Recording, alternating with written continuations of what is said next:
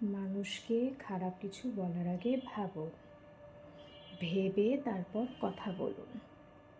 নিজেকে তার জায়গায় রেখে তারপর তাকে কিছু বলার চেষ্টা করুন।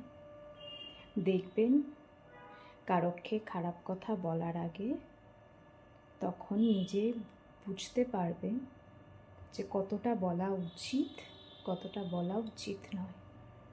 যতই রেগে থাকুন না কেন, কারোকে আঘাত দিয়ে কোনো কথা বলবেন না।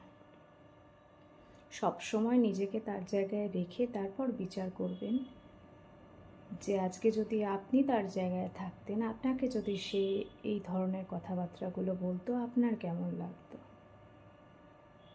কারোর মনে ঠেস দিয়ে কথা বলার চিন্তা ভাবনা অন্তত নিজের জ্ঞানে করবেন না। ভুলবশত মানুষ অনেক ভুলই করে ফেলে, সেটা আলাদা বিষয়, কিন্তু জেনে বুঝে কারোকে আমি ঘা দেব বলে ছোট করে কথা বলবো, এই জিনিসটা করবেন না। হিসাব কিন্তু সব কিছুরই হয়। আজকে আপনি যে ব্যবহারটা একজনের সঙ্গে করছেন, আপনার কাছে কিন্তু সেই জিনিসটা ফেরত আসবে। তখন কিন্তু আপনি ভাববেন যে এটা আমার সঙ্গে কেন হলো, কিন্তু আপনি এটা ভুলে যাবেন যে আপনি কার সঙ্গে কী করেছিলেন।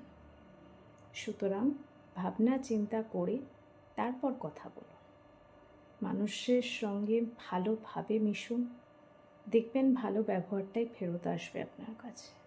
আর যত মানুষের সঙ্গে খারাপভাবে মিশবেন, তত দেখবেন খারাপ ব্যবহারটাই কিন্তু ফেরত আসবে আপনার কাছে।